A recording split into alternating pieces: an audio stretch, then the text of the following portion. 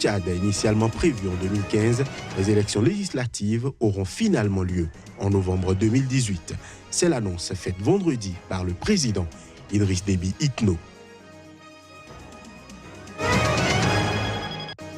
En Mauritanie, la possibilité pour le président Abdelaziz de briguer un troisième mandat fait réagir. Le chef de l'opposition radicale a demandé que soient poursuivis en justice les auteurs d'appel à une modification de la Constitution.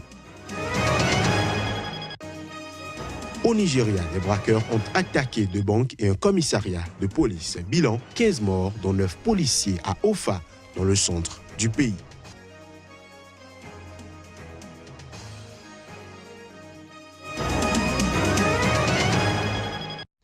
Nouveau journal sur Sika, à toutes et à tous, bienvenue. Le nouveau président Sierra Leone, Julius Maada Bio, rencontre bientôt son adversaire malheureux du second tour, Samura Camara. Il est aussi prévu qu'il célèbre sa victoire lors d'un grand rassemblement ce jour même à Freetown. C'est ce qu'on a appris vendredi auprès de son entourage. Les précisions. Samura Camara, héritier désigné du président sortant Ernest Bai Koroma, a appelé le président Maada Bio et ils ont eu une conversation très amicale. Il prévoit de se rencontrer bientôt, a déclaré à l'agence France Presse Ali Kaba, le porte-parole du SLPP, le parti de Maada Bio. Camara, qui n'a pas encore publiquement reconnu sa défaite, avait annoncé mercredi soir son intention de contester en justice les résultats du second tour du 31 mars, entachés de fraude selon lui. Les deux hommes sont membres de la même paroisse catholique. Il y a une possibilité qu'ils se rencontrent à l'église dimanche, a ajouté l'analyste. En attendant, le nouveau chef de l'État et son vice-président Mohamed Jallow prendront part samedi à une tournée de remerciements qui les verra traverser Freetown dans 2 cortèges distincts pour rallier le stade national selon un autre de ses collaborateurs, Keke Thomas Sandi.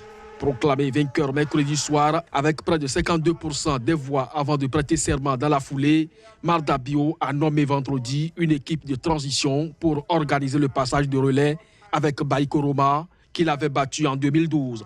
Il n'aura toutefois pas les mains entièrement libres pour diriger ce pays d'Afrique de l'Ouest, car l'APC a sauvé de justesse sa majorité lors des législatives organisées parallèlement au premier tour de la présidentielle le 7 mars. L'APC a remporté 68 sièges sur 132 contre 48 pour le SLPP, soulignant que dans le système présidentiel sierra-léonais, le gouvernement n'avait pas besoin d'obtenir la confiance des députés pour entrer en fonction. Les élections législatives au Tchad, initialement prévues en 2015, auront lieu en novembre 2018. C'est du moins l'annonce faite ce vendredi par le président Idriss Déby Itno. Plus de précisions à travers cet élément. Le président tchadien a fait cette annonce lors d'une rencontre avec des opposants et dont les propos ont été rapportés par la radio d'État. Idriss Déby avait annoncé le 31 décembre la tenue d'élections législatives en 2018 sans en préciser le mois. Ce scrutin a été repoussé à plusieurs reprises. La 3e législature à l'Assemblée devait se terminer le 21 juin 2015, mais une loi constitutionnelle l'avait prolongée. En février 2017, les élections avaient été repoussées sine die, le président Déby arguant le manque de moyens. Il avait alors déclaré qu'elle n'aurait pas lieu avant 2019, suscitant la colère de l'opposition. Idriss Déby a rencontré vendredi les représentants de différents partis d'opposition, dont le Front de l'opposition nouvelle pour l'alternance et le changement FONAC, qui a rejeté les conclusions d'un récent forum sur les réformes institutionnelles boycottées par toute l'opposition. Fin mars, à l'issue de ce forum rassemblant de représentants de partis, des religieux et des acteurs sociaux, le Tchad avait décidé la mise en place d'une 4e république et de se doter d'un régime présidentiel. Lors de sa rencontre avec des opposants, Idriss Déby a aussi évoqué une possible réforme du cadre national de dialogue politique, CNDP, structure chargée de préparer les élections et regroupant des membres de la majorité, de l'opposition et de la société civile. Je l'annonçais en titre, le chef de file de l'opposition radicale mauritanienne Mohamed Ould Mouloud a demandé vendredi que soient poursuivis en justice les auteurs d'appel à une modification de la Constitution. Cela permettrait au président Mohamed Ould Abdelaziz de briguer un 3e mandat en 2019. Les détails.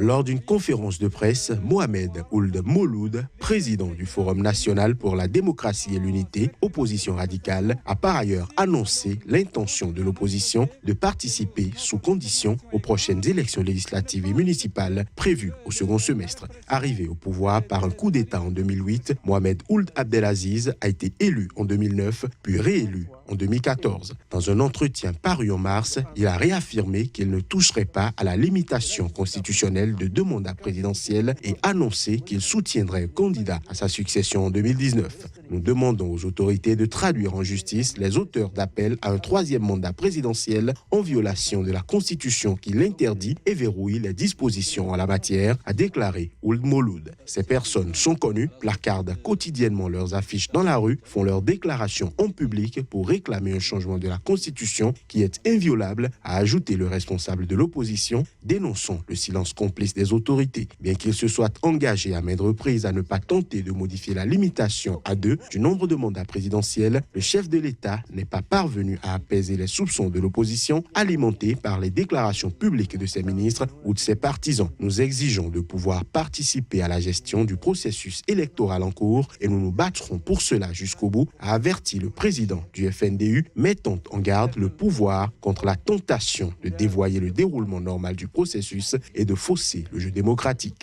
Le comité de suivi des accords politiques entre la majorité et une partie de l'opposition en 2016, boycotté par le FNDU, a proposé que les élections législatives et municipales se tiennent en août-septembre. C'est une chance pour nous de parvenir en Mauritanie à une alternance démocratique véritable. Nous ne nous permettrons pas de la perdre, a conclu le président du Forum national pour la démocratie et l'unité, FNDU.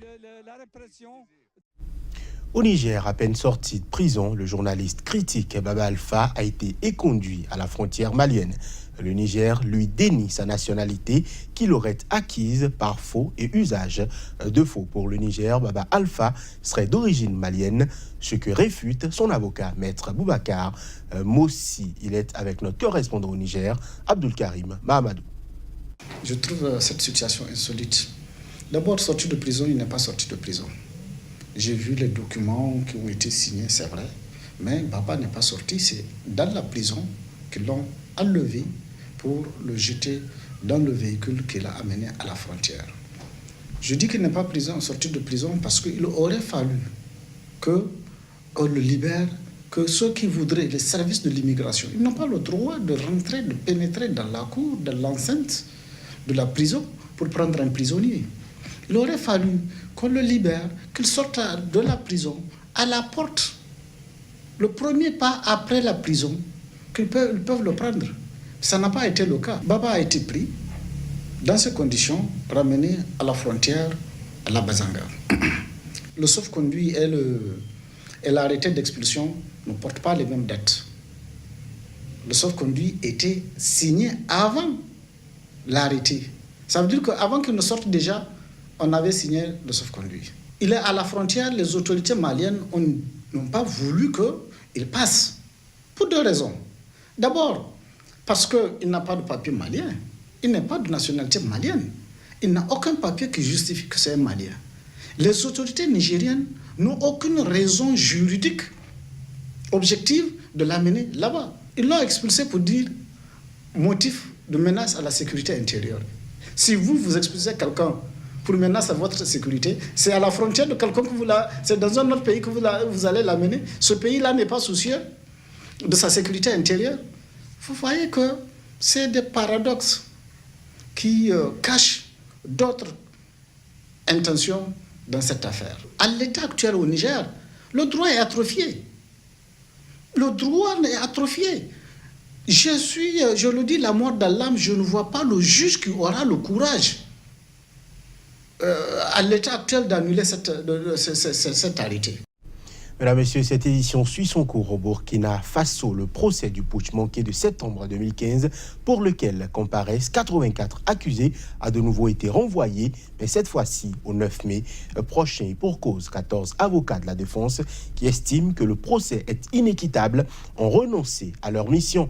Plus de précisions à travers ce reportage. Le procès entamé en février va de renvoi en renvoi sans que le fond du dossier n'ait encore été débattu. Le président du tribunal, Seydou Ouedraogo, a cette fois-ci suspendu l'audience parce que 12 des 84 accusés se sont retrouvés sans avocat. En effet, 14 avocats de la défense qui jugent le procès inéquitable ont renoncé à leur mission. Selon la défense, le retrait de ces avocats s'est produit parce qu'ils dénoncent de nombreuses irrégularités dans la procédure et ils estiment que des conditions ne sont pas réunies pour un procès équitable. Le 30 mars dernier, les avocats s'étaient déjà retirés après le rejet de la liste de leurs témoins. Pour leur retour, les avocats de la défense exigent la récusation du juge et le règlement de la question des témoins de la défense, pièce maîtresse du dossier. Des avocats de la défense avaient introduit une demande de récusation du président du tribunal, Seydou Ouedraogo, au motif qu'il a déjà travaillé sur ce dossier en 2016 et a été nommé par le ministre de la Justice, qui s'est constitué partie civile au procès. Au Nigeria, des braqueurs ont attaqué 2 banques et un commissariat de police, tuant 15 personnes, dont 9 policiers. C'était à Ofa, dans le centre du pays. L'annonce a été faite vendredi par la police. Jeudi, en fin d'après-midi, un gang de braqueurs a envahi le quartier général de la police et des banques à Ofa, a déclaré le porte-parole de la police dans l'état de Kwara. Nous avons perdu 9 policiers et 6 civils.